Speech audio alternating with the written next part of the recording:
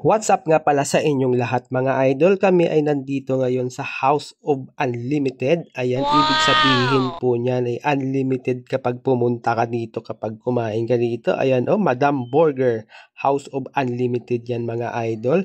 So, ibig sabihin po, unlimited po ang kanilang mga pagkain dito for only 228 lamang po mga idol. So, meron ka ng unlimited na drinks, unlimited na chicken wings, ayan, unlimited rice hangga't kaya mo, unlimited french fries, ayan mga idol, kita nyo naman, ayan, so pag nag-order ka dito, ayan, ipakita ko sa inyo, yung step 1 niya is, take your order at the counter, sabi niya, step 2 naman, wait for your number to alarm and vibrate, diba, ayan, so step 3, proceed to the counter and make your own, ibig sabihin ng make your own mga idol, so dito pwede kang gumawa ng sarili mong burger, pwede mong lagyan ng lahat ng flavor kung hangga't kaya mo, hangga't kaya ng katawan mo, hangga't kaya ng panlasa mo, ayan, pwede kang gumawa dyan mga idol.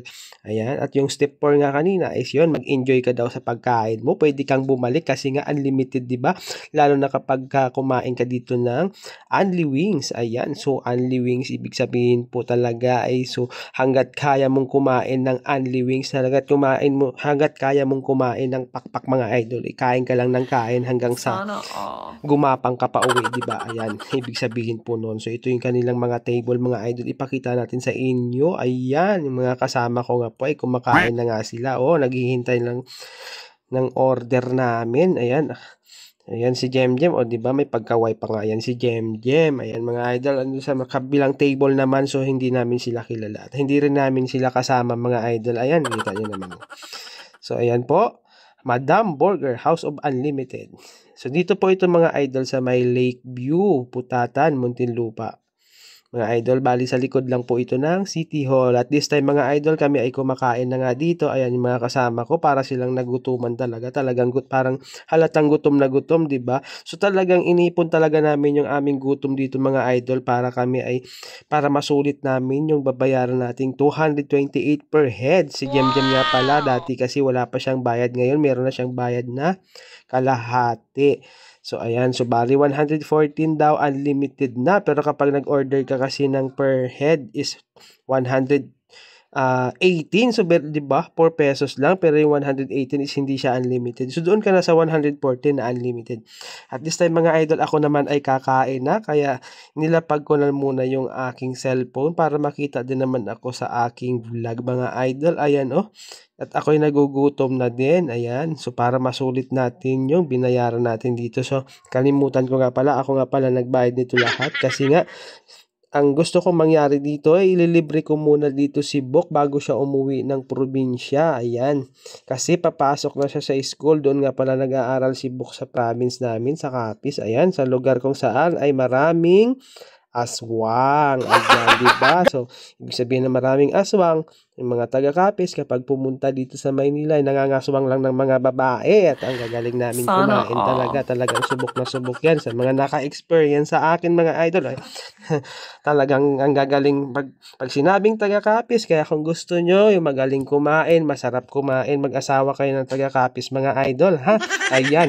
So, isa ako sa patunay na kaya sinabi nila sa Capiz daw ay maraming aswang, mga idol, dahil kaming mga taga-Capiz ay talagang magagaling po kaming kumain. So alam niyo na kung anong ibig sabihin. Kita niyo naman paano ako kumain ng chicken dyan, di ba mga idol? Ayan ang sarap, di ba? So talagang ibig sabihin, yan po yung ibig sabihin. Wala naman po akong ibig sabihin na masama doon, na sinasabi ko na magaling kumain. Ayan, ibig sabihin magaling po kaming kumain. Ako nga po pala ay kung hindi aminado po ako na hindi po ako magaling magluto, pero masarap po akong kumain. Ayan si Buk, parang nagutuman na talaga din. Ayan, ayan si Jemjem, nagti-TikTok na nga pala dyan si Jemjem kasi ayan, ayan ay mga pinagkainan namin, mga idol, di ba? Ayan. So si Bok na lang, actually si Bok na lang hinihintay namin dito kasi talagang talagang sobrang takaw niya talaga kasi sa mga pritong manok. Ayan.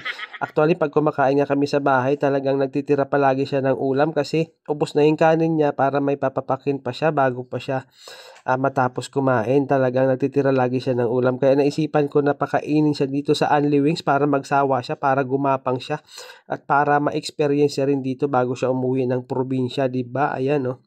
Unli Wings. So dito nga pala nagkukwentuhan na lang kami dito. Ayan si Jem habang ay siya ay naglalaro na lang at nagtitiktok-tiktokan. Ayan mga idol, 'di ba? Ayan oh, ayan mga buto ng pinagkainan namin. Siyempre hihingiin namin yan kasi papasalubong namin sa aming mga aso pag uwi namin sa bahay. Baka magtampo naman sila na kami kumain tapos sila hindi. At gusto ko rin magpasalamat sa mga solid supporters ko at solid subscribers. Thank you so much guys and God bless sa ating lahat. Ayun guys, tapos na kami. Pauwi na. Ayan, so busog na lahat. Ayan oh. Tapos na po kayo may kain. Ayan, si Jem. Tapos na daw kumain si Jem. Kumain ka ba talaga? Busog na lahat. Yun lang po. Ingat. Bye-bye. Kain po kami guys.